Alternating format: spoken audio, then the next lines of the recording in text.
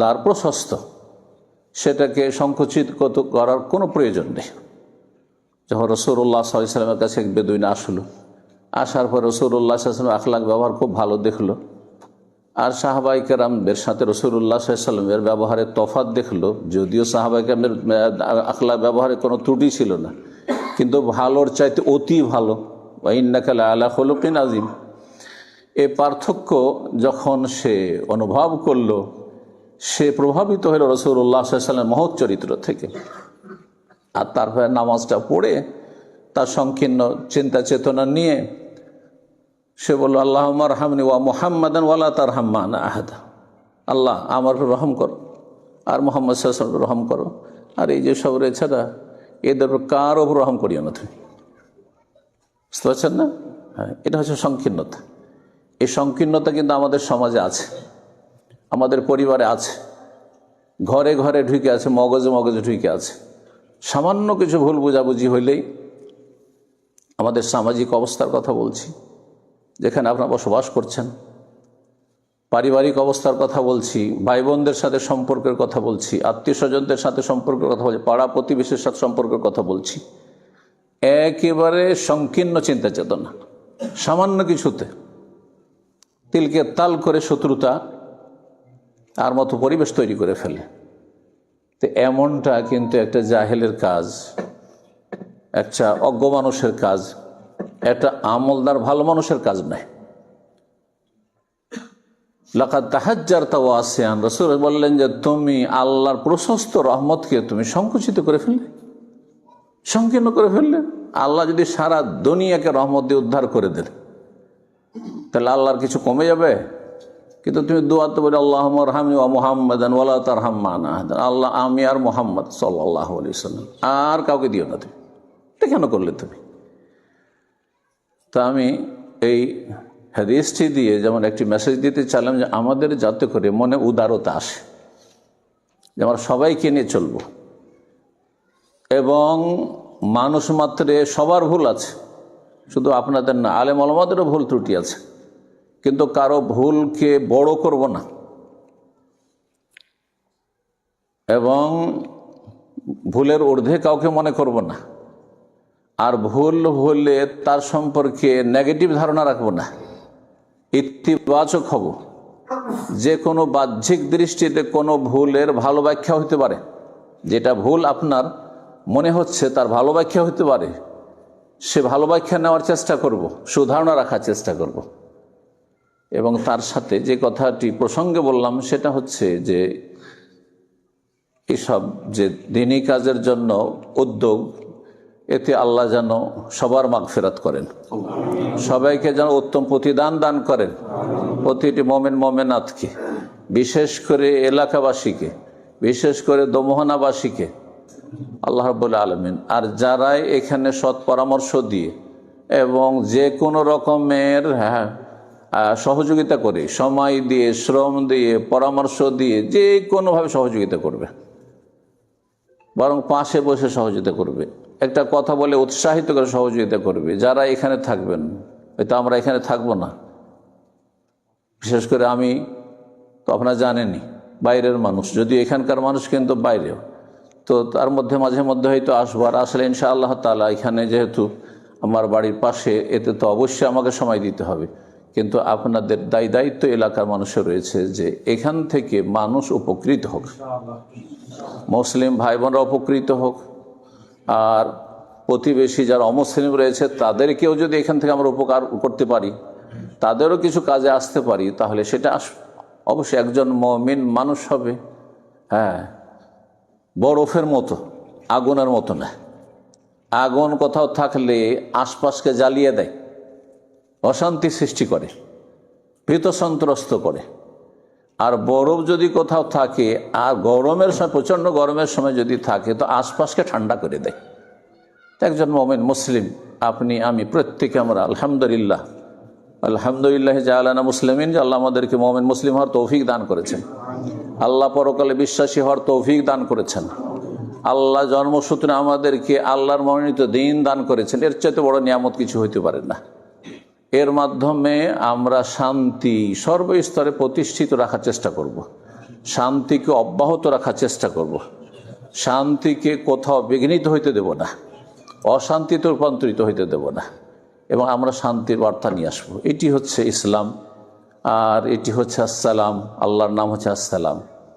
তো অল্প সময়ে, এই মাগরিব পর্যন্ত আমাদের সময়, এই সময়ের মধ্যে যে কথাগুলি বলবো তার জন্য আমি একটি ছোট্ট সূরা পাঠ করেছি, আশা করি মনে আছে আপনাদের।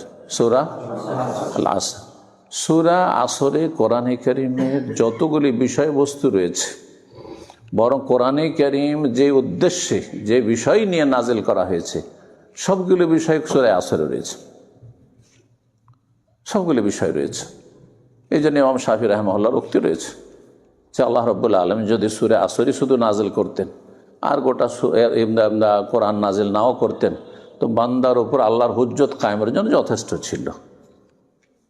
যে ইন্নাল ইনসানা লাফি খুসর, প্রথম সময়ের শপথ, সময়ের গুরুত্ব দেখানোর জন্য। আর সময়ের যে কত গুরুত্ব, এটা এখন না বুঝলেও পরকালে বুঝবেন, এখন না বুঝলে হাসরের মাঠে বুঝবেন যে আমি একটা মুহূর্ত নেকি ছাড়া, ভালো কাজ ছাড়া কেন আমি ফালতু কাটিয়েছিলাম। সময় এত গুরুত্বপূর্ণ, এত গুরুত্বপূর্ণ যে কিয়ামতের মাঠে কয়টি সওয়াল হবে? 5টি। যে কোনো রিওয়ায়াতে 4টি রয়েছে, কিন্তু তাতে 5টি রয়েছে, মানে একটা বিষয় সম্পর্কে 2টি প্রশ্ন রয়েছে, তাই না? তার টোটাল 5টি প্রশ্ন।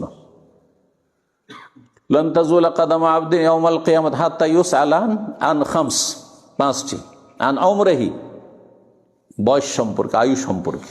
60 বছর, 70 বছর, 80 বছর দুনিয়ায় থাকবেন, ছিলেন, যারা দুনিয়া থেকে চলে গেছেন, এই গোটা বয়স, বয়সটা সময় নয়, বয়সটা তো মানুষের প্রত্যেকের সময়। এই সময় সম্পর্কে 2টো প্রশ্ন। আরেকটি কি? ওয়ান শাবাবিহি, যৌবনের সময়কাল, গোটা আয়ুটা, আর বিশেষ করে যৌবনকাল। কারণ যৌবনকালে যে ভালো মানুষ হয়ে যেতে পারল, সে বাকি সময় আশা করা যায় যে ভালো মানুষ হবে। এই জন্য আমরা মাদ্রাসা জীবন থেকে দেখে আসছি, ছাত্র জীবন থেকে দেখে আসছি, স্কুল মাদ্রাসা যাদেরকে চেনি, যারা ছাত্র জীবনে ভালো ছিল তারা এখন পর্যন্ত ভালো। তারা ছাত্র জীবনে যারা বিভ্রান্ত হয়নি, পাপে জড়ায়নি, খারাপ পথে চলে যায়নি, তারা ভালো পথে আছে, মোটামুটি ভালো মানুষই আছে, জান্নাতের পথে আছে। কিন্তু যৌবনকালে যারা বিভ্রান্ত হয়েছে, তাদের ইউটার্ন করে ফিরে আসাটা অনেক দূরের ব্যাপার। সেটা আল্লাহ রাব্বুল খাস রহমত যদি হয় তাহলে ফিরে আসতে পারে। সিরিয়াস সময়কাল। আর তার সাথে এই যে ফিতনার যুগ, সোশ্যাল মিডিয়ার যুগ, এই যুগে একটা যুগ ছিল যখন সিনেমার যুগ ছিল, আর এই সব স্মার্টফোন, এই সব দূরের কথা, কোনো মোবাইলই ছিল না। তখনকার যুগে আমরা দেখেছি আমাদের ছাত্র জীবনগুলোতে যারা খারাপ ছেলে, তারা মাদ্রাসা তো পারতো না, গ্রামে পারতো না, এমনকি নিজের কাছের শহর, ধরেন এখান থেকে ডালকোলা তো সিনেমা হলে ঢুকতে পারতো না। কোথায় এখানে মাল লাগিয়ে কেউ চিনতে না পারে, দূরে চলে আর কলকাতা চলে যেন চিনতে না পারে, সেখানে গিয়ে সবার নাই কাজ করতে। তাহলে গোনাতে জড়ানো তখন কত কঠিন ছিল। কিন্তু এখন নিজের রুমে ঢুকে যত রকমের নোংরামি করে জাহান্নামে চলে যাচ্ছে। দুনিয়া নষ্ট করছে, যৌবন নষ্ট করছে, জীবন নষ্ট করছে, আর বাপ মায়ের হক নষ্ট করছে, স্ত্রীর হক নষ্ট করছে, ছেলে মেয়েদের হক নষ্ট করছে, আল্লাহর হক নষ্ট করছে, পরকালকে নষ্ট করছে না? চিন্তা করুন আপনি। ইযা খালা বিমাহারিমিল্লাহ ইনতাহাকুহা, নবী সাল্লাল্লাহু আলাইহি ওয়াসাল্লাম বলছে যে কিছু মানুষ এমন আসবে যে যাদের পাহাড় সম পরিমাণ নেকি নিয়ে আসবে, নেকির কোনো ঘাটতি কমতি থাকবে না, কিন্তু সবগুলিকে আল্লাহ রাব্বুল আলামিন ধূলিকণার মতো ধূলিসাৎ করে উড়িয়ে দেবেন, কোনো মূল্যায়ন করবেন না সেসব নেকির পাহাড়ের। কেন? যখন তারা নির্জনে যেত, একাকী হইতো, যে কোনো জায়গায় যখন একাই আছে, স্ত্রীও নেই, মা বাবাও নেই, ছেলে মেয়েও নেই, বন্ধু বান্ধব নেই, ইযা খালা বিমাহারিম আল্লাহ, ইযা খালা বিমাহারিমিল্লাহ ইনতাহাকুহা, তখন হারাম কাজে জড়িয়ে যেত, পাপে ডুবে যেত। নাসআলুল্লাহ সালামাত ওয়াল আফিয়া। এই জন্য বলছি যে এগুলো বড় ফিতনা। যুবকদেরকে বলছি, এমনকি অনেক বুড়োরা আছে, এরা একসময় এই নিয়ামত পায়নি, হঠাৎ করে পেয়েছে, ঠিক ওই রকমই হয়েছে যেমন খাঁচার পাখির মতো হয়েছে। খাঁচার পাখি যদি খাঁচা থেকে ছুটতে পায় তাহলে হুঁশ দিশা থাকে না। ঠিক তেমনি এই বুড়ো জীবনে মোবাইল দেখতে পায়নি, মোবাইল পেয়েছে, আর ইমান, আখেরাত, আখলাক, চরিত্র কিচ্ছু নেই, হালাল হারাম কোনো তমিজ নেই, জাহান্নামে চলে যাচ্ছে। নাসাউল্লাহ সালামত ওয়াল আফিয়া। সুতরাং সতর্ক, সাবধান, সাবধান এই সমস্ত ফিতনা থেকে। বলছিলাম সময়ের কথা, এই জন্য আল্লাহ সময়ের শপথ করেছেন। মানুষ ক্ষতিগ্রস্ত, দেখেন মানুষ কত ক্ষতিগ্রস্ত। আপনি চিন্তা করুন, শতকরা কয়জন আল্লাহ পরকালে বিশ্বাস, তৌহিদবাদী, তৌহিদ প্রতিষ্ঠাকারী? শতকরা কয়জন মুসলিম সমাজের নামাজি, 5 ওয়াক্ত নামাজি? নামাজ ছাড়া জান্নাত নেই, তৌহিদ ছাড়া জান্নাত নেই।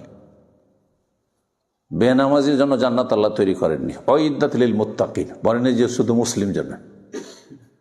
আল্লাহ ভীরু, আল্লাহ ভীতি যাদের অন্তরে ছিল, আল্লাহর ভয়ে যারা ফরজ ওয়াজিব আদায় করত, আল্লাহর ভয়ে যারা হারাম নাজায়েজ কাজ থেকে বেঁচে, তাদের জন্য জান্নাত তৈরি আছে, তৈরি করা আছে। কতজন সৎ জীবন যাপন করে, কতজন হালাল রিজিক খায়, কতজন কাবিরা গুনাহ থেকে বেঁচে থাকে। কাবিরা গুনাহ ধ্বংস করে দেবে, কাবিরা গুনাহ জাহান্নামে নিয়ে যাবে। কতজনের এই ঈমান আছে যে আমি সুদি কারবারের ধারে কাছে যাব না। মৌলভী সাহেব, মাদ্রাসার পড়াশোনা, লোন নেবেন আপনি, আল্লাহকে ভয় করেন না আপনি, নিজের জীবনটা বলে ভয় করেন না আপনি। নবী সাল্লাল্লাহু আলাইহি ওয়াসাল্লাম ইজতানিবু সাবআল মুবিকাত, ধ্বংসাত্মক গুনাহ থেকে বেঁচে থাকো। আকলুর রিবা, সুদি কারবারের সাথে জড়ানো তোমাকে ধ্বংস করবে, তোমার পরিবারকে ধ্বংস করবে, তোমার ছেলে মেয়ের ভবিষ্যৎকে ধ্বংস করবে, তোমার রিজিককে ধ্বংস করবে, তোমার জান্নাতকে ধ্বংস করবে। কিচ্ছু লাভ হবে না। কি করবে এইসব পয়সা দিয়ে? কি করবে এইসব পয়সা দিয়ে? হারাম উপার্জন করে কখনো নেক সন্তান দিতে পারবেন না উম্মতকে। আও ওয়ালাদিন সালিহিন ইয়াদুল্লাহ, ওই সব সন্তানই কাজে আসবে যদি সে কমপক্ষে সলে হয়। যদিও মুসলে হলে আরো ভালো ছিল আপনার জন্য, বরং আরো আপনার পরিবার, আপনি, আপনার সমাজ আল্লাহর আযাব থেকে নিরাপদ ছিল। সূরা হুদ রব্বুল আলামিন ইরশাদ করেন, ওমা কানা রাব্বুকা লিইহলিকাল কুরা বিযুলমিন ওয়া আহলুহা মুসলিহুন।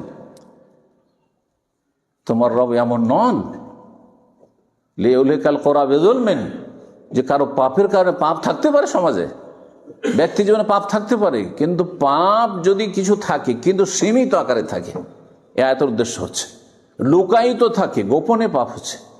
পাপীরা মাথা চাড়া দিয়ে নেই, পাপীরা শক্তিশালী হয়ে নেই, পাপী নির্দ্বিধায় ঘুরে বেড়াচ্ছে, অহরহ পাপ করছে এমনটা নয়। পাপ আর পাপ আর পাপী আর পাপী, এমন পরিবেশ, এমন সমাজ নয়, সীমিত আকারে পাপ হচ্ছে। এটাকে বলা হয় বেজুলমিন ওয়া আহলুহা মুসলিহুন। সেখানকার লোকেরা যদি ইসলাহি কাজের সাথে জড়িত থাকে, সংস্কারমূলক কাজ করে, সংশোধনমূলক কাজ করে, নিজের সংশোধন করবে, নিজের পরিবারের সংশোধন করবে, নিজেকে ভালো মানুষ বানাবে, নিজের স্ত্রীকে ভালো মানুষ বানাবে, ছেলে মেয়েকে ভালো মানুষ বানাবে, মুসলেহুন। তাহলে সলেহীন আর মুসলেহীন, কোরআনে যে দুটি ভাষা রয়েছে, কমপক্ষে যদি আপনার ছেলে মেয়ে সলেহীন হয়, আর সলেহীন কখন হবে? যখন আপনার ছেলে মেয়ে ফরজ ওয়াজিব আদায় করছে, 5 টাইম নামাজ পড়ছে, নামাজি ছেলে মেয়ে তৈরি করতে পেরেছেন আপনি, তাহলে আপনার কাজে আসবে। মরে যাওয়ার পরেও নেকির একটা রাস্তা খোলা আছে আপনার জন্য।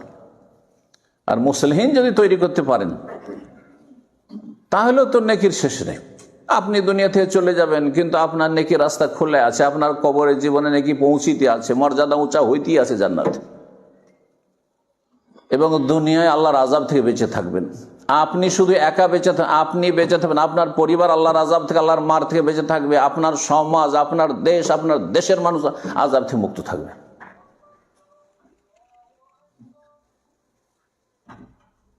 ইন্নাল ইনসানা লাফি খুসর বলছিলাম, মানুষ ক্ষতিগ্রস্ত। আমরা যাতে ক্ষতিগ্রস্তদের দলে শামিল না হয়, আল্লাহ যেন এই দোয়া কবুল করেন। মোবারক সময় আমরা সফলদের দলে, মুফলিহুন আহলুল ফালাহ যারা, ফায়েজুন কামিয়াব যারা, তাদের দলে আল্লাহ যেন আমাদেরকে শামিল করেন। ইল্লাল্লাযিনা আমানু, আল্লাহ বলছেন ইল্লাল্লাযিনা আমানু, ক্ষতিগ্রস্ত কারা না?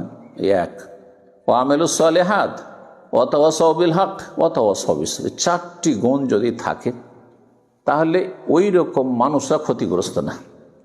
যাদের মধ্যে এই চারটি গুণ আছে তারা ক্ষতিগ্রস্ত নয়। জি সম্মানিত ভাতৃমণ্ডলী, এই চারটি গুণের প্রথমটি অনেকে না বুঝে শুধু ঈমান দিয়ে ব্যাখ্যা করে দেয়। ঈমান অন্তরের কাজ না, ঈমান বিশ্বাস করে মেনে নেওয়া, এটা নাম ঈমান। অন্তরের কাজ না। কাজের আগে কি লাগে? যে কোনো কাজ করলে কি লাগে? নলেজ লাগে না? দুনিয়ার কাজ করেন আর আপনি দিনের কাজ করেন, যে কোনো কাজ করার আগে কি লাগবে? সে সম্পর্কে আপনার জ্ঞান লাগবে। এই জন্য সহিহ বুখারী নিয়ে একটু চিন্তা করে দেখেন। সহিহ বুখারী, ইমাম বুখারী রাহিমাহুল্লাহ ফিকহ, যে কোন জ্ঞানের কথা আল্লাহ কোরআনে বলেছেন, কোন জ্ঞান অর্জন করা ফরজ করেছেন, শুরু করেছেন কিতাবুল ওয়াহিদি, ওহির জ্ঞান তাহলে হইতে। তারপরে কি নিয়ে এসছেন? অন্যান্য হাদিসের কিতাবের মতো কিতাবুত তাহারাত, ওযু গোসল তায়াম্মুম, না, নিয়ে এসছেন নামাজের কথা নিয়ে এসছেন, ইবাদত বন্দেগীর কথা নিয়ে এসছেন, কিসের কথা? ঈমানের কথা নিয়ে এসছেন না কি আছে তারপরে? ইলম, কিতাবুল ইলম। জি, ওহির পরে ওহির জ্ঞান অর্জন করতে হবে, এই জন্য কিতাবুল ইলম।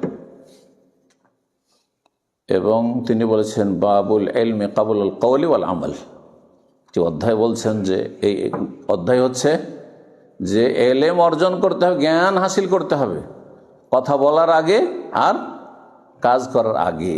সুতরাং যে কথাটি আমাদের প্রিয় শেখ মতিউর রহমান বিন শীশ মাদানী বলছিলেন যে আগে জ্ঞান অর্জন করতে হবে, তারপরে মানুষকে সহি জ্ঞানের দিকে ডাকতে হবে।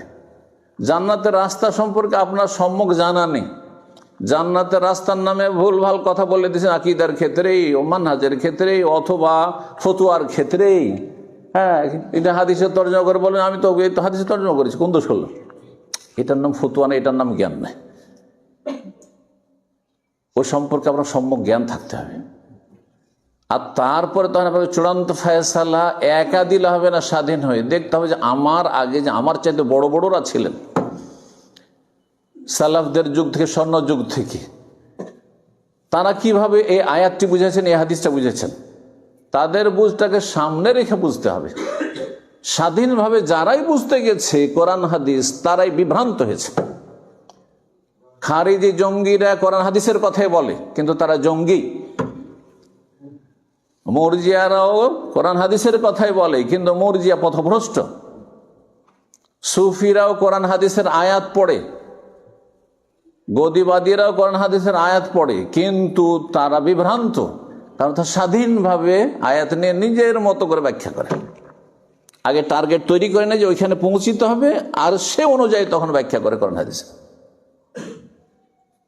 কিন্তু সালাফি ওলামা, আহলে হাদিস ওলামা যারা সত্যিকারের, তারা দেখে যে আমি যে ব্যাখ্যাটা বুঝছি, এই বুঝটা কি খোলাফায়ে রাশেদিন বুঝেছেন রাসূলুল্লাহ সাল্লাল্লাহু আলাইহি ওয়াসাল্লাম থেকে, আসহাবে রাসূলুল্লাহ বুঝেছেন সাল্লাল্লাহু আলাইহি ওয়াসাল্লাম, তারা বুঝেছেন, তাবেঈনরা বুঝেছেন, তাবা তাবেঈনরা বুঝেছেন, আইম্মা মুহাদ্দিসিন ফুকাহায়ে আরবা তারা কি বুঝেছেন, তাদের বুঝ একজনের নয়, তাদের বুঝগুলিকে সামনে রেখে তখন এগিয়েছেন, তখন কথা বলেছেন।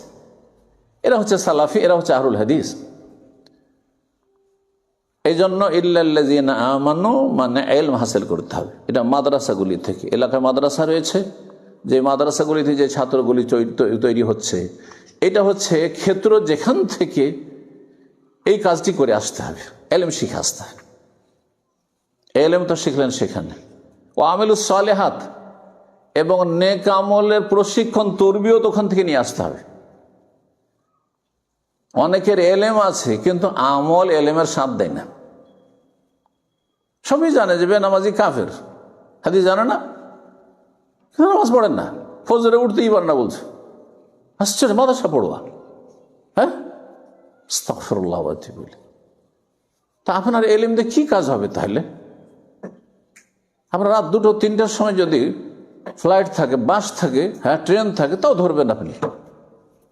ওখানে তো কেউ জাগায় না, আপনাকে নিজেই জেগে বসে থাকেন। সারা রাত জেগে আমি যখন আসলাম, আমার রাত 1:30টার সময় ফ্লাইট, সারা রাত ঘুমাইনি, সারা রাত ঘুমাইনি, দিনেও তেমন ঘুমাইনি, তার আগের রাতেও বিশেষ কারণে 2-3 ঘন্টা ঘুমাইছে, কিন্তু তারপর আমার ফ্লাইট মিস হয়নি, আমি পৌঁছেছি। দুনিয়ার টার্গেটে পৌঁছার জন্য আমি নিজের কথা বলছি। তা আমার চাইতে আপনারা কম না, আরো চালাক চতুর দুনিয়ার ক্ষেত্রে। হ্যাঁ, যে ফ্লাইট কখনো মিস করবেন না, ট্রেন কখনো মিস করবেন না, আপনি এগুলো বুঝছেন, কিন্তু আপনি ফজর মিস করছেন। তাহলে ও আমল সালেহাত কোথায়?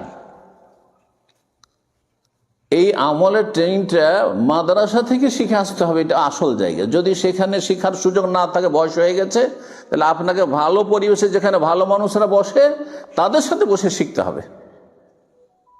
এই জন্য ওই সহিহ বুখারীর হাদিস স্মরণ করে দিচ্ছি, যেখানে ওই লোকটি 99টি হত্যা করলো, তারপরে যখন তওবার জন্য এক জাহেল মুফতির কাছে ফতোয়া, এই জাহেল মুফতির কাছে ফতোয়া নিলে এইটি হয় নিম্মুল্লাহ খাতারা ইমান।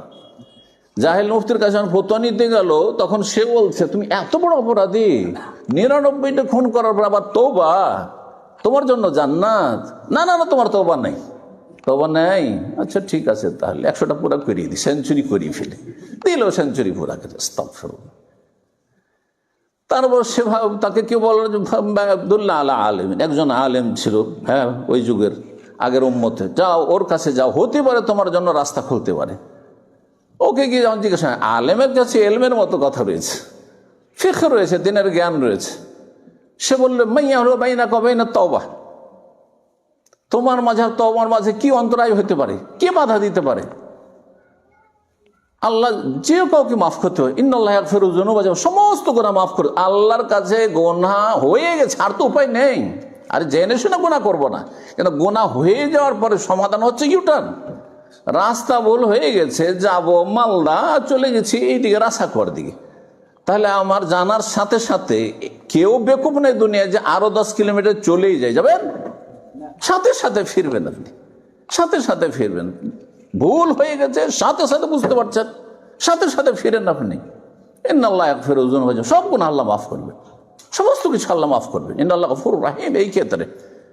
কিন্তু বেআমল, আচ্ছা আল্লাহ মাফ করবেন, আমল সংশোধনও না, অনুশোচনা না, আক্ষেপও করছে না, লজ্জাও লাগছে না, আর তারপর আল্লাহ মাফ করবে, আল্লাহ গফুর রহিম। না না, এদের জন্য আল্লাহ গফুর রহিম না, এদের জন্য নাব্বি ইবাদি আন্নী আনাল গফুর ওয়ান্না আযাবি ওয়াল আযাবুল আলিম। জি, ইন্না বাতশা রাব্বিকা লাশাদীদ, কঠিন শাস্তি রয়েছে তাদের জন্য, কঠিন পাকড়াও রয়েছে। আল্লাহ অন্তর দেখছেন, যে কোন অন্তর নিয়ে আপনার আল্লাহর কাছে আসছেন। সম্মানিত ভাতৃমণ্ডলী, সময় আছে তো? সময় না? হ্যাঁ, কয়টা বেলা ডুববে? 5টা তো আছে। তো বলছিলাম যে আমলের তরবিয়ত নিতে হবে। আজকাল আমলের তরবিয়তে অভাব আছে। জেনারেল শিক্ষিত লোকেরা অনেকে সোশ্যাল মিডিয়াতে মাশাআল্লাহ যথেষ্ট ইলম শিখে নিচ্ছেন, কিন্তু আমলের ক্ষেত্রে অনেক ত্রুটি। এটা শুধু মাদ্রাসার ছাত্রদের মধ্যে নাই, যারা এমনি একটু ইসলামের দিকে আসছেন, ধার্মিক হচ্ছেন, তাদের মধ্যে জ্ঞান যথেষ্ট আছে, হ্যাঁ নলেজ যথেষ্ট আছে, করে নিয়েছেন হয়তো, কিন্তু আমল নেই। এটা হইলে হবে না, আমলের তরবিয়ত নিতে হবে। মাদ্রাসায় সুযোগ আছে, মাদ্রাসায় নিতে হবে। মাদ্রাসায় সুযোগ নেই বলছিলাম, তাহলে কি করতে হবে? ওই হাদিসটা কেন বললাম? তাকে বললেন যে তোমার তওবাতে কেউ বাধা দিতে পারে না, কিন্তু তওবার জন্য কি করো, যাও অমুক গ্রামে চলে যাও, অমুক গ্রামে চলে যাও, সেখানে একদল আছে আল্লাহর ইবাদত বন্দেগীতে তারা মগ্ন হয়ে রয়েছে, ফাবুদিল্লাহ মাহুম। ওই ভালো গ্রামটিতে চলে যাও, ধার্মিক লোকদের গ্রামে চলে যাও, সৎ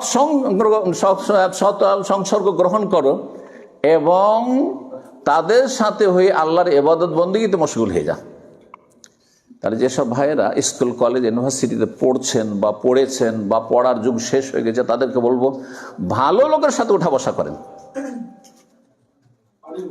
ইত্তাকুল্লাহ কুনু মা'আস সাদিকিন, এই লোকজনকে পানি দাও, কুনু মা'আস সাদিকিন, ভালো মানুষের সাথে আপনি হয়ে যান। ভালো মানুষের সাথে বসলে আস-সাহেবু আস-সাহেব, আরবিতে প্রবাদ রয়েছে যে সঙ্গী মানুষকে কি করে, টেনে হিঁচড়ে নিয়ে যায়।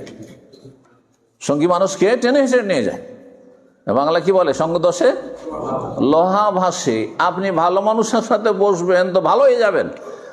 আর ওই খারাপ বন্ধু বান্ধব আগের ছিল, এখন আপনি একটু সংশোধন করে এসেছেন, তারপর খারাপ বন্ধু ত্যাগ করছেন না, ওদের সাথে রিলেশন রাখছেন, ওদের সাথে টেলিফোন যোগাযোগ রাখছেন, ওদের সাথে চায়ের আড্ডায় বসছেন, কখনো ভালো মানুষ থাকতে পারবেন না, খারাপ হয়ে যাবে না। আবার আপনার মধ্যে বিভ্রান্তি চলে আসবে, উল্টো দিকে ফিরে যাবে। সতর্ক সাবধান করছি স্কুল কলেজের ইউনিভার্সিটির ছাত্র ছাত্রীদেরকে, যাদেরকে আল্লাহ হেদায়েত নসিব করেছেন, যদি হেদায়েত টিকে থাকতে চান তাহলে আগের যারা খারাপ সঙ্গী ছিল তাদেরকে পরিত্যাগ করুন, বর্জন করুন, ভালো সঙ্গী তলাশ করুন, তাদের সাথে চলাফেরা করা আর চেষ্টা করুন। আল্লাহ যেন তৌফিক দান করেন। তাহলে এলেম হাসিল করে আমল করতে হয় বলছিলাম। এই আমলের গুরুত্বের জন্যই 7 বছরে কচি কাচাদের সালাতের প্রশিক্ষণ দিতে বলা হয়েছে, অথচ ফরজ হয় না। 7 বছর থেকে শুরু করতে বলা হয়েছে, 10 বছরেও ফরজ হয় না। তারপরে তাকিদের সাথে চাপ সৃষ্টি করি, 10 বছরে কোনো ছেলের উপর নামাজ ফরজ হয় না। সাধারণত সাবালক হয় না, হ্যাঁ মেয়ে হইতে পারে। যখন সাবালক সাবালিকা হবে তখন ফরজ হবে। তারপরও চিন্তা করুন, 14 বছর 15 বছরে গিয়ে সাধারণত সাবালক হয়, তাহলে কমপক্ষে কতদিন টাইম পেল 7 বছর থেকে নিয়ে? হ্যাঁ, 7 7 14, 7 বছরের ট্রেনিং এর পরেও একজন মানুষ ভালো মানুষ হবেন না, এটা অসম্ভব কথা। অসম্ভব কথা, কেন হবে না? তাহলে দেখতে হবে যে রহস্য কি রয়েছে, কোনখানে বাধা আছে, ট্রেনিং এ ত্রুটি আছে। অথচ আপনি কিছুই জানতেন না, স্টিয়ারিং ধরতে জানতেন না, 10টা দিন 20টা দিন ট্রেনিং করে আপনি পাকা ড্রাইভারের গাড়ি চালিয়ে বেড়াচ্ছেন। আপনি ওয়ামেলুস সালেহাত হয়ে গেল, তাহলে নিজে এলেম হয়ে গেল, ইমানটা পাকা হয়ে গেল। হ্যাঁ, ইমান যেসব স্তর রয়েছে সেগুলি ঠিক হয়ে গেল, ইমানে যেগুলো দিক রয়েছে, ইমান আর কান রয়েছে, আর শাখা প্রশাখা রয়েছে, সেগুলি সম্পর্কে জ্ঞান অর্জন হয়ে গেল, আর আমল করা শুরু হয়ে গেল। তারপরে ভালো আমল ফারাইজ ওয়াজিবাত করতে লাগলেন, হারাম নাজায়েজ থেকে বাঁচতে শুরু করলেন। আলহামদুলিল্লাহ। এখন কি করতে হবে? ওয়াতাওয়াসাউ বিল হক, কি করতে হবে? হক কথার একজন অপরজনকে ওসিয়ত করবে। আল্লাহ বলছেন একজন অপরজনকে উপদেশ দেবে। এরই নাম কোরআনের ভাষায় আমরু বিল মারুফ ওয়া নাহিল মুনকার, ভালো কাজের উপদেশ দেওয়া, অন্যায় কাজে বাধা দেওয়া। অন্যায় কাজে বাধা দেওয়া সরকারের কাজ, পাবলিকের কাজ নয়। ভালো করে শুনুন, কোনটা? অন্যায় কাজে ভুল কথা বলছি। অন্যায় কাজে বাধা দেওয়ার 3টি স্তর রয়েছে। প্রথম স্তরটি, অন্যায় কাজে বাধা দেওয়ার কয়টি স্তর রয়েছে? 3টি স্তর রয়েছে। কি? হ্যাঁ, সহি মুসলিমের হাদিস, মান রাআ মিনকুম মুনকারান ফালিয়ুগাইয়িরহু বিয়াদিহি, যেই ব্যক্তি কোনো অন্যায় কাজ দেখে, একটা ফরজ কাজ হইতে হবে, হয় না, করে না, হারাম কাজ হতে হবে না, সমাজে পরিবারে হচ্ছে, হ্যাঁ এলাকায় হচ্ছে, ফালিয়ুগাইয়িরহু বিয়াদিহি, বল প্রয়োগ করে বাধা দেবে। বল প্রয়োগ কে করবে? যাদের কাছে ক্ষমতা আছে, হ্যাঁ তাদের উপর গুরু দায়িত্ব। আচ্ছা, এটা এই জন্য বলছি যে অনেকে আইনকে হাতে তুলে নেয়। আইনকে কখনো হাতে তুলে নেবেন না। এই কাজটি কার? যাদেরকে ক্ষমতা দেওয়া হয়েছে, অথবা সরকার যাদের জন্য বৈধতা দিয়েছে। আপনার জন্য কতটা বৈধ রয়েছে? আমাদের সমাজে কুসংস্কার মধ্যে একটি কুসংস্কার হচ্ছে যে অন্যের কাজে হস্তক্ষেপ করা বা অন্যের ফিল্ডে হস্তক্ষেপ করা। যেমন আপনার স্ত্রী বেহায়া বেপর্দা চলছে, তাহলে আপনি কি করতে পারবেন? বল প্রয়োগ করে আপনার পরিবার, আপনি কিন্তু সরকার, ওখানে আপনি আপনার পরিবারের অভিভাবক, মালিক, সেখানে বল প্রয়োগ করবেন আপনি। তারপরে ভাইয়ের স্ত্রী মাথায় কাপড় দেয় না, বেহায়া বেপর্দা চলাফেরা করে, ওড়নাটা নিয়ে তার মাথাতে পেঁচিয়ে দিতে পারবেন আপনি? জায়েজ আপনার জন্য? মারতে পারবেন? হ্যাঁ, যে পর্দা না করলে হাত পা ভেঙে দেবো, এইরকমই না সমাজ আমাদের। হ্যাঁ, চোর চুরি করলো, গণপিটুনি দিয়ে মেরে দিল। হ্যাঁ, ছিনতাইকারী ছিনতাই করলো, অথবা ধরেন পকেটমারি করলো, কাউকে সন্দেহ হলো যে চোর, তখন গণপিটুনিতে মেরে দিলেন, জায়েজ? হারাম সরকারের কাজ হাতে নিয়ে নিলেন। এটা হচ্ছে সীমা লঙ্ঘন করা, এটা হচ্ছে খারেজিদের জঙ্গিদের কাজ, এটা হচ্ছে চরমপন্থীদের কাজ। ইসলাম চরমপন্থাকে অস্বীকার করে, ইসলাম হচ্ছে মধ্যম পন্থা। কথা বুঝতে পারছেন না? সুতরাং অন্যের কাজ নিজের হাতে তুলে নেবেন না, তাহলে অপরাধীকে যাদের বিচার করার অধিকার আছে তাদের হাতে তুলে দেবেন। এ না যে অপরাধীকে লুকিয়ে রাখবেন না, বা এটাও জায়েজ নয়। কথা বলছেন তো? কিন্তু অন্যের জায়গায় আপনি দখলদারি দেখাবেন না। ওয়াতাওয়াসাউ বিল হক, কোরআনের ভাষায় বলছিল, হ্যাঁ, যে 3টি স্তরের কথা বলছেন। প্রথম স্তরে বল প্রয়োগ করা হয় শাসকের কাজ, আর না হলে কার কাজ? আপনি আপনার ঘরের প্রধান, আপনার কাজ। এমন 5 ভাই আপনারা আছেন, একই অন্যে আছেন, মনে করছেন আমরা একটা পরিবার, তো আর একটা পরিবার, তখন আমার ভাইয়ের বউ অথবা ভাবির ওপর আপনি কি করছেন? হাত তুলছেন, অথবা তার উপর আপনি চাপ সৃষ্টি করছেন। না, আপনার ভাইকে দিয়ে করাইতে হবে। শ্বশুর বউকে মারধর করছে, এগুলো সোশ্যাল মিডিয়াতে আজকাল বাঙালি সমাজে দেখা যাচ্ছে। শ্বশুর বৌমাকে, ছেলের বউকে মারধর করছে, হারাম কাজ এটি। তার অধীনস্থ না, তার সাথে খাওয়া দাওয়া করছে, তার ছেলের অধীনস্থ তার স্ত্রী, তার কে সে? এই দেশি তরিকাতে ইসলাম বুঝলে হবে না, ইসলামের তরিকাতে ইসলাম বুঝতে হবে, যাতে করে অশান্তি সৃষ্টি না হয়। এর তো রিয়াকশন হতে পারে, রিয়াকশন হতে গিয়ে পারিবারিক কলহ বিবাদ হতে পারে। ছেলের মধ্যে আক্রোশ চলে আসতে পারে, ছেলে বউকে এত ভালোবাসে যে বাপের শত্রু হয়ে যেতে পারে, মায়ের শত্রু হয়ে যেতে পারে, মায়ের গায়ে হাত তুলতে পারে, বাপের গায়ে হাত তুলতে পারে।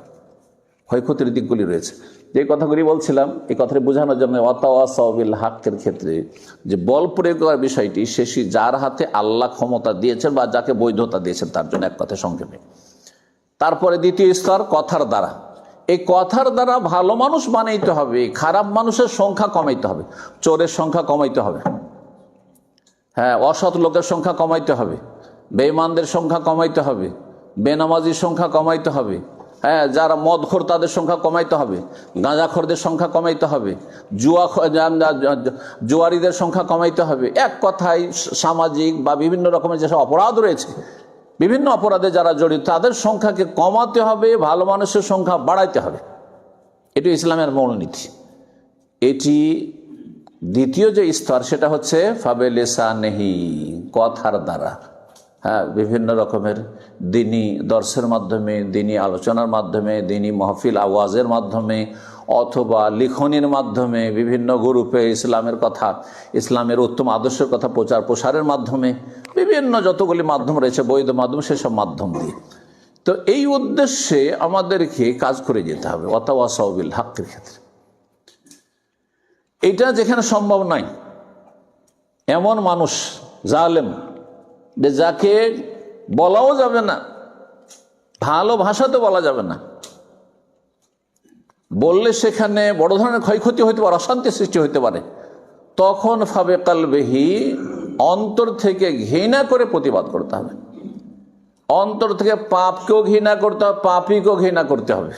এটি ভুল কথা আমাদের দেশের মুসলিম সমাজে। পাপকে ঘৃণা করো, পাপীকে ঘৃণা করিও না, বরং পাপ আর পাপী অতপ্রতভাবে জড়িত, সুতরাং দুটোকে ঘৃণা করতে হবে। কিন্তু ঘৃণা প্রকাশ করতে হবে না। এখানে গিয়ে অনেকে ভুল বুঝে, আর যার ফলে বলে এই ও পাপী, ওকে সালামি দেব না। না, যে কোনো মুসলিম যতক্ষণ পর্যন্ত ইসলামের গণ্ডিতে আছে, কাফের মুরতাদ হয়ে যায়নি, ততক্ষণ সালাম পর অধিকার রাখে। ফাঁসেকে সালাম দেবেন না আপনি? একটা লোকে দাঁড়িয়ে নেই সেজন্য সালাম দেবেন না? একটা লোক ধূমপান করে সে সালাম দেবেন না? এটা হলো বিভিন্ন হারাম খায় সেজন্য তাকে সালাম দেবেন না আপনি?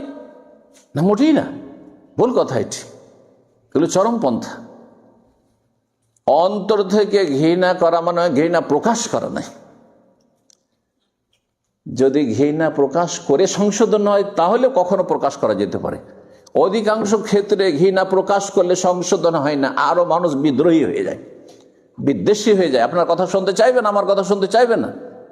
যদি একটা মদখোরকে বলেন যে তোমাকে আমি ঘৃণা করি, আর বলেন মদ খাওয়া হারাম, এটি হচ্ছে উম্মুল খাবায়েস, সমস্ত পাপের জড়। আপনার কথা শুনবে, হ্যাঁ, কোরআন আয়াতও যদি পড়েন, হাদিস শোনান, শুনবে। কেন শুনবে না? তুমি তো আমাকে ঘৃণা করো, তাই না? না, তাহলে এই যে বুঝগুলি রয়েছে অনেকে ক্লিয়ার করে বলে না, যার ফলে অন্তর থেকে ঘৃণা করে প্রতিবাদ করতে হবে, মানে ঘৃণা প্রকাশ করতে হবে, এই কথা তো নাই। এই সামান্য ভুল বোঝার কারণে নিজেও বিভ্রান্ত, আর আপনি লাভের জায়গায় ক্ষতি করে ফেলছেন। আপনি এই কাজটি করবেন না। যে কথাটা বলছিলাম অত অসবিল হক সম্পর্কে, এটি হচ্ছে আপনার ইসলাহি কাজ। এর অপর নাম কোরআনের ভাষায় সংশোধনমূলক কাজ। সংশোধনমূলক কাজ করবেন। এর নাম হচ্ছে দাওয়া ইলা আল্লাহর দিকে ডাকা, এর নাম হচ্ছে আল্লাহর দ্বীনের দিকে ডাকা, এর নাম হচ্ছে জান্নাতের দিকে ডাকা। এ কোরআনের ভাষা, একে আল্লাহর মাগফিরাতের দিকে আহ্বান করা। বিভিন্ন ভাষা রয়েছে কোরআনে কারীম। এই কাজটি অত্যন্ত ফজিলতপূর্ণ কাজ, মহত্বপূর্ণ কাজ। এক্ষেত্রে দু একটি পয়েন্ট বলি। স্বয়ং আল্লাহ রাব্বুল আলামিন কোন দিকে মানব জাতিকে ডাকছেন? শান্তির দিকে না অশান্তির দিকে? শান্তির দিকে, তাই না? আল্লাহ বলছেন ওয়াল্লাহু ইয়াদু ইলা দারিস সালাম। আল্লাহ তোমাদেরকে ডাকছেন, খুব সহজ ভাষায় বলছি, আল্লাহ তোমাদেরকে আহ্বান করছেন, ডাকছেন কোন দিকে? দারুস সালামের দিকে। দার মানে ঘর, আর আসসালাম মানে আলহামদু মানে কি? সমস্ত প্রশংসা, সার্বিক, তাই না? যাবতীয় প্রশংসা। ঠিক ওই রকম আসসালাম, সালাম শান্তি, আর আসসালাম যখন বলবেন তখন ওই আলহামদুর মতোই তরজমা করেন, তাইলে যাবতীয় শান্তির দিকে, যাবতীয় শান্তির ঘরের দিকে আল্লাহ ডাকছে, যেখানে সার্বিক শান্তি রয়েছে। আল্লাহু ইয়াদু ইলা দারিস সালাম। তাহলে দিনের দাওয়ার কাজ, দিনের দিকে আহ্বান করা, ভালো মানুষ বানানো মানুষকে, এটি হচ্ছে শান্তির ঘরের দিকে আহ্বান করা। এটি কার কাজ? প্রথম, সর্বপ্রথম আল্লাহর কাজ। স্বয়ং আল্লাহ কাজটি করেছেন, স্বয়ং আল্লাহ কাজটি করেছেন। তারপরে এখানে আর একটি জিনিস শিখার বিষয় রয়েছে, এবং আমাদের পাশে প্রতিবেশী যাওয়া মুসলিম রয়েছে, তাদেরকে মেসেজ দেওয়ার বিষয় রয়েছে যে আমরা আসসালাম শান্তি দিই, পিসের দিকে ডাকছি, কিন্তু আমরা অশান্তি দিয়ে ডাকি না। কারণ আমাদের রব সৃষ্টিকর্তা, আমাদের আল্লাহ, তিনি কোন দিকে ডাকছেন? শান্তির ঘরের দিকে ডাকছেন, অশান্তির ঘরের দিকে ডাকছেন, অশান্তির ঘরের দিকে ডাকছেন না। আল্লাহু ইয়াদু ইলা দারিস সালাম ওয়া ইয়াহদি মান ইয়াশাউ ইলা সিরাতিন মুস্তাকিম। অন্য আয়াতে বলছে আল্লাহু ইয়াদু ইলাল জান্নাতি ওয়াল মাগফিরাতি বিইজনিহি। আল্লাহ তোমাদেরকে ডাকছেন কোন দিকে? ইলাল জান্নাতে, জান্নাতের দিকে ডাকছেন। ওয়াল মাগফিরা, আর কোন দিকে ডাকছেন? তার ক্ষমার দিকে, মার্জনা দিয়ে ডাকছেন। যখন মানুষের সাথে শত্রুতা হয়ে যায়, মনোমালিন্য হয়ে যায়, তখন কি ডাকে, ইশারা ইঙ্গিতে যে আমরা একটু মিলে যাই, না পালাবার চেষ্টা করে? তাহলে মানুষের চিন্তা চেতনা কত সংকীর্ণ। কারোর সাথে শত্রুতা হলে ও আপনাকে দেখে পালাচ্ছে, আপনি ওকে দেখে পালাচ্ছেন, আপনি ওকে এড়িয়ে যাচ্ছেন, সে আপনাকে এড়িয়ে যাচ্ছে। পক্ষান্তর রব্বুল আলামিন কি করছেন? সমস্ত মানুষকে ডাকছেন কোন দিকে? আসো ক্ষমা করব, এবার মাগফিরা, আসো ক্ষমা করব।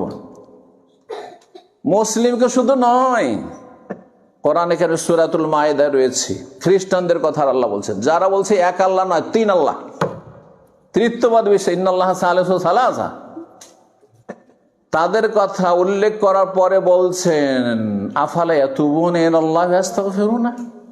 আরে আল্লাহর কাছে তওবা করে ফিরে আসবে না? হ্যাঁ, আল্লাহর কাছে ফিরে আসবে না তওবা করে? আল্লাহর কাছে ক্ষমা চাও, ইয়াস্তাগফিরুনা, ক্ষমা চাইবে না? আরে ক্ষমা চাও, তওবা করো। অথচ বড় শিরক করেছে, ইন্না শিরকা লাযুলমুন আযীম, তাদেরকে ডাকছেন আল্লাহ রাব্বুল আলামিন।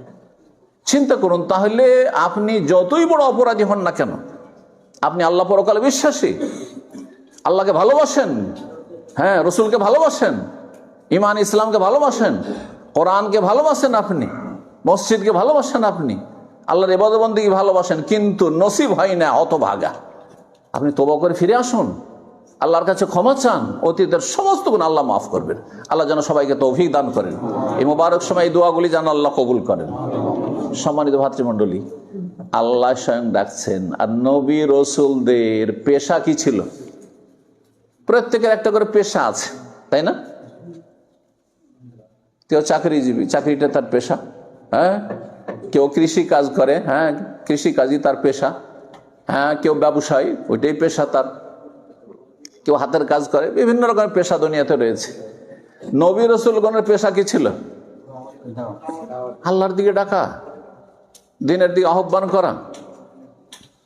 সমস্ত নবী রাসূলগণের কাজ একটাই ছিল, আল্লাহর দিকে আহ্বান করা। তাহলে যারা এতে অংশ নিতে পারবে তারা কত ভাগ্যবান। সবচেয়ে ভালো পেশা হচ্ছে এই পেশাটি, সবচেয়ে ভালো পেশা হচ্ছে এই পেশাটি। কেন? একজন মানুষ এখানে পুঁজিপতি পয়সাওয়ালা আসলো, আর কোনো একজন লোককে 1 কোটি টাকা দিয়ে দিল, যা উদ্ধার করে দিলাম। আরে আরো বেশি 10-20 কোটি দিয়ে দিল, ধরেন যাও তোকে উদ্ধার করে, জীবন সারা জীবন বসে খেতে পারবি তুই।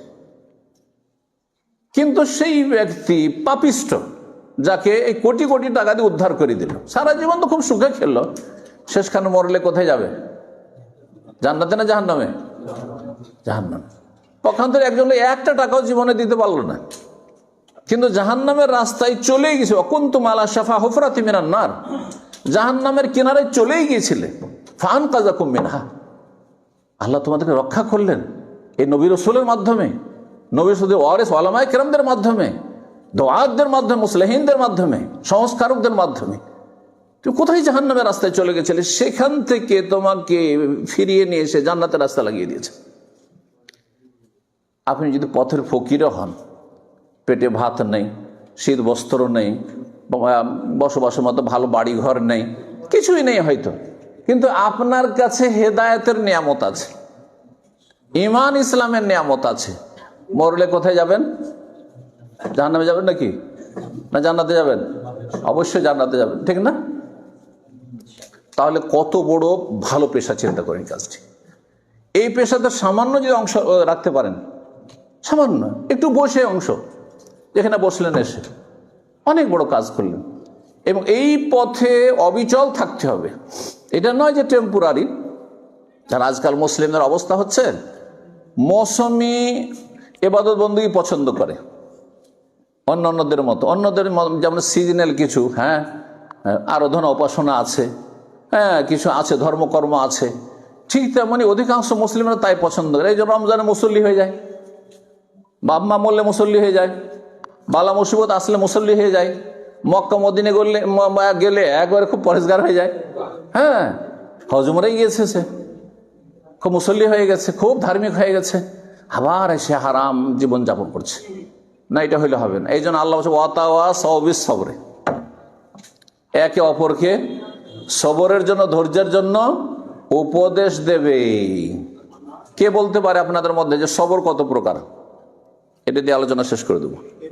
হ্যাঁ, 3 প্রকার। মাশাআল্লাহ, কি কি? আলাল মাসিয়া না আনিল মাসিয়া? আনিল মাসিয়া। হ্যাঁ, গোলমাল, প্রিপোজিশনে গোলমাল হয়ে যাবে। ইংরেজি যেমন প্রিপোজিশনের কায়দা গ্রামার আছে, তেমনি আরবিতে আছে সেলা। হ্যাঁ, আসসাবর আনিল মাসিয়া। হ্যাঁ, আসসাবর আলাল বালা ওয়াল মাসাইব, সবর ধৈর্য। ধৈর্য মানে বুঝেন যে বালা মুসিবত আসলে ধৈর্য ধরতে হবে। কেউ মরে গেলে, কিছু হতাহত হলে, ক্ষয়ক্ষতি হয়ে গেলে বালা মুসিবতে ধৈর্য ধরে না। এর চাইতে বড় গুরুত্বপূর্ণ আরো 2টো ধৈর্য আছে। কি? আসসাবর আলা তাআ, যেটির কথা বললাম। হ্যাঁ, নেক পথে, জান্নাতের পথে, আল্লাহ সন্তুষ্টির পথে অবিচল থাকা, ধৈর্য ধারণ করা। আমি মৌসুমি রমজানি নামাজি না, আমি রমজানি না, আমি আল্লাহওয়ালা, আমি হচ্ছে রব্বানি। রমজানি হবেন না, কি হবেন? রব্বানি হবেন, হক্কানি হবেন, আল্লাহওয়ালা হবেন। আপনি আল্লাহওয়ালা ব্যক্তি। আল্লাহ, যে আল্লাহ রমজানে আছেন, ওই আল্লাহ আরো 11 মাস আছেন, সবসময় আছেন, হাইয়ুল লা ইয়ামুত। সুতরাং সবসময় আল্লাহর ইবাদত বন্দেগী একই রকম করতে হবে। শুধু নফলে কম বেশি করতে পারেন, যে রমজান মাসে আপনার নফল বেশি, আর অন্য মাসে হয়তো নফল কম। রমজানে খুব কোরআন পড়লেন, রমজানে আপনি তারাবি পড়লেন, রমজানে আরো ইবাদত বন্দেগী করলেন, ইতিকাফ করলেন, কিন্তু ফরজ সমান সমান, ফরজ ইবাদত বন্দেগী সমান সমান, এরকম হইতে হবে। আসসাবর আলা তাআ, আল্লাহ সন্তুষ্টির পথে, জান্নাতের পথে সবর করা, এই সবচেয়ে গুরুত্বপূর্ণ। এটির নাম হচ্ছে দ্বীন ইসলাম। আর তিনটিকে, তিন সবরের তিনটি যে দিক রয়েছে বা তিনটা প্রকার রয়েছে, তিনটার নাম পুরো ইসলাম। পুরো ইসলামে তিনটিতে রয়েছে। একজন মানুষ আল্লাহর সন্তুষ্টির কাজে অবিচল থাকলো, এ সবর আল্লাহ তা। আর আসবর আনিল মাসিয়া, সমস্ত গুনাহ থেকে বাঁচার ক্ষেত্রে ধৈর্য ধারণ করলো। কারণ এই ফিতনার যুগে চোখের সামনে আকর্ষণীয় নোংরা ছবি আসছে, সবাই দেখছে, ব্লু ফিল্ম, আর আমি একবার দেখলাম না। এখানে সবরের ব্যাপার আছে, যেমন তেমন বিষয় নেই। আরে কেউ নেই, আমি একা আছি, কেউ জানতে পারবে না যে আমি এত খারাপ কিছু দেখি।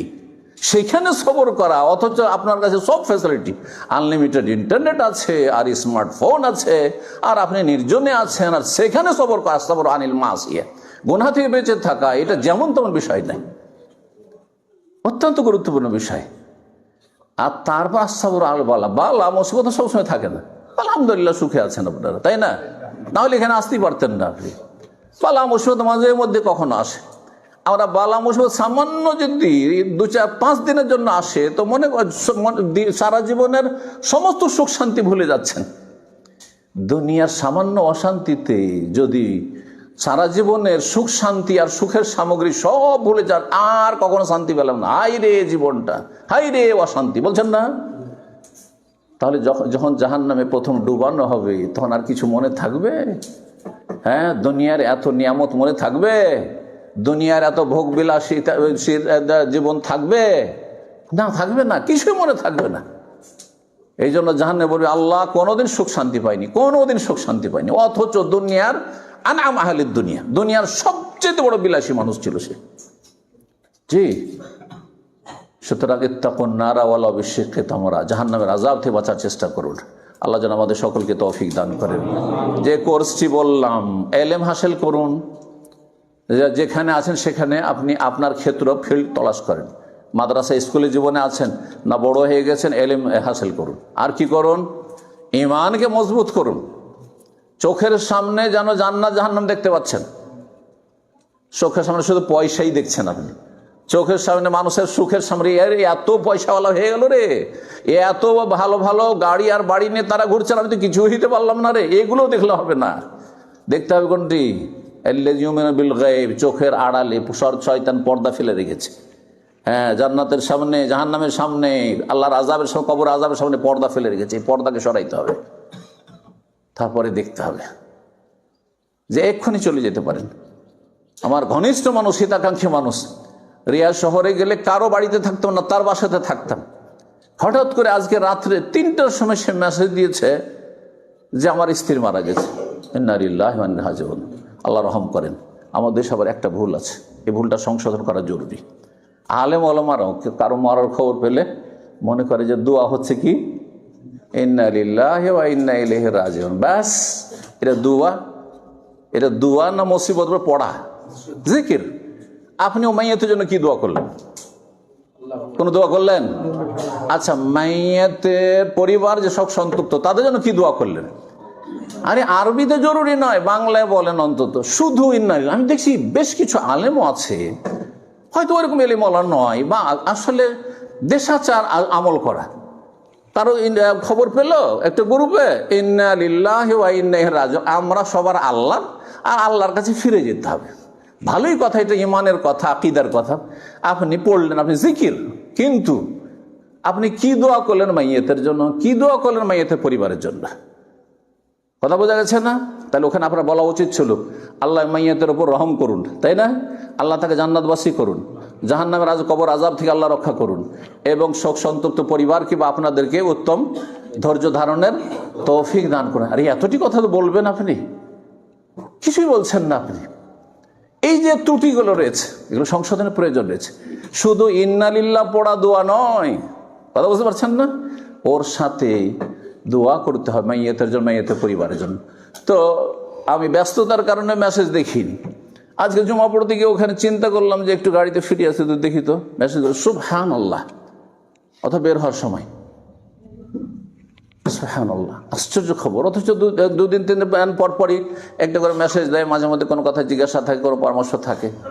তো শুনে অবাক হয়ে গেলাম। তো কখন আমাকে চলে যেতে হইতে পারে, কখন আপনাদের চলে যেতে হইতে পারে, কে যে কখন আমাদের মাঝে থেকে চলে যাবে সবসময় প্রস্তুত থাকেন। আল্লাহ যেন প্রস্তুত থাকার তৌফিক দান করেন। ঈমান আমলকে আপডেট রাখেন, যে কোনো সময় ডাক চলে আসে যাতে জান্নাত পেতে পারি।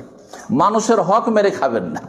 টাকা পয়সা মেরে আপনি পরের কাঁধে পা দিয়ে বড়লোক হচ্ছেন ধার কর্জা নিয়ে, আর ওর টাকাকে ঝুলিয়ে রেখেছেন, আপনার সম্পদ হয়ে গেছে। এই বদচরিত্রগুলো বাদ দেন, কারণ এতে হঠাৎ করে যদি মারা যান আল্লাহ কখনো মাফ করবেন না।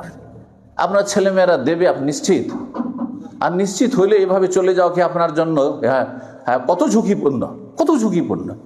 সুতরাং এমন অবস্থা থাকেন যে কারো একটা পয়সা রাখবো না, আপডেট হয়ে সবসময় থাকবো, যাতে করে যে কোনো সময় মত চলে আসলে আল্লাহর সামনে গেলে আল্লাহ যেন আমাকে মাফ করে দেন এবং আমি জান্নাত পেতে পারি। আল্লাহ আমাদের সকলকে তৌফিক দান করেন। জাযাকুমুল্লাহু খাইরান। সুবহান রাব্বিকা রাব্বিল ইজ্জাতি আম্মা ইয়াসিফুন ওয়া সালামুন আলাল মুরসালিন আলহামদুলিল্লাহি রাব্বিল আলামিন।